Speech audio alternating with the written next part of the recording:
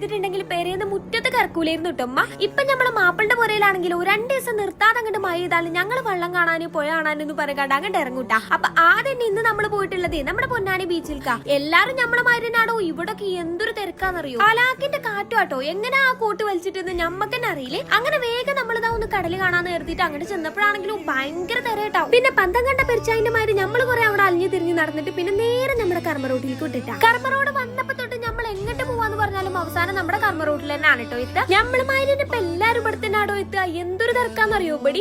അങ്ങനെ നമ്മൾ ഒരു ചായ ഒക്കെ വാങ്ങി കുടിച്ചിട്ട് പിന്നെ അവിടെ നിന്ന് അങ്ങോട്ട് പോവായിരുന്നു കേട്ടോ. പിന്നെ അങ്ങോട്ട് പെരാപ്പെരു മഴയായിരുന്നു കേട്ടോ. നമുക്ക് കർമ്മേന്ന് ആദ്യമായിട്ടാണ് കേട്ടോ ഇങ്ങനത്തെ ഒരു എക്സ്പീരിയൻസ്. നല്ല രസമായിരുന്നേ മഴയത്ത് ഇങ്ങനെ ഡ്രൈവ് ചെയ്ത് വരാൻ വേണ്ടിട്ട്.